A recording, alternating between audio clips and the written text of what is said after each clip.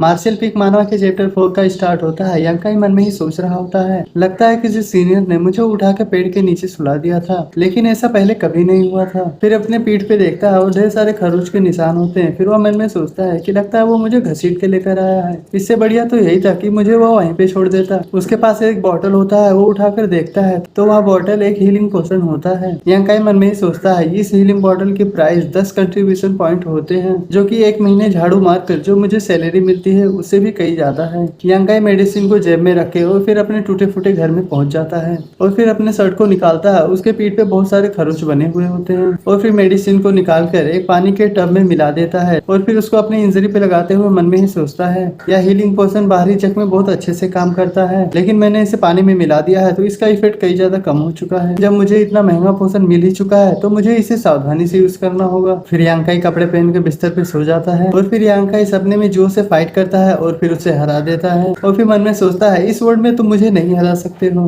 तभी अचानक से एक ब्लैक फ्लेम उसके माथे पे जाके लगती है। तभी उसकी नींद खुल जाती है और फिर वह उठ के बैठ जाता है और मन में ही सोचता है, मैं तो अपने ही सपने में डर गया, मैं पूरे 4 घंटे तक सोता रहा। फिर वह बिस्तर से उठता है और पास ही पड़े एक पत्थर को उठाता है और बोलता है, ये पत्थर पहले से डिफरेंट फील हो रहा है, ये अब हल्का हो चुका है। तभी वह पत्थर दूर चला जाता है और एक बुक में ट्रांसफॉर्म हो जाता है। यांकाई शॉक हो जाता है और फिर उस बुक को उठाता है और फिर जब वो बुक को देखता है तो उसके सारे पन्ने खाली होते हैं और उसको फाड़ा भी नहीं जा सकता था। फिर वो मन में ही सोचता है, जब मैं हैफिंग माउंटेन पे हंट कर रहा था तब मुझे ये बुक मिला था, मैंने कभी ये एक्सपेक्ट नहीं किया था कि ये रियलिटी में एक बुक होगा। तभी अचानक से उस बुक में सेंटेंस अपीयर होना स्टार्ट हो जाते हैं। यांकाई डर जाता है, तुरंत बुक को बंद कर देता है। फिर थोड़ा हिम्मत करके फिर से बुक को ओपन करता है। उसमें पोएम जैसे कुछ लिखा होता है, as with blood foretold descend a body of gold, divine techniques untrained, the golden body sustained, with the imposing golden body be a ruler of everybody, only dead of a preserving soul can reap what is sold। यांकाई इसको पढ़ने के बाद मन में ही सोचता है, black stone का एक बुक में बदल जाने का मेरे सपने से कुछ न कुछ तो लेना देना है। फिर वह अपने अंगूठे को काट कर बुक पे अपना खून डालता है। फिर एक ब्लू कलर का सर्कल बन जाता है और उसमें से गोल्डन लाइट निकलने लगती है। फिर यांकाई के सामने एक गोल्डन कलर का स्केलेटन अपीयर हो जाता है।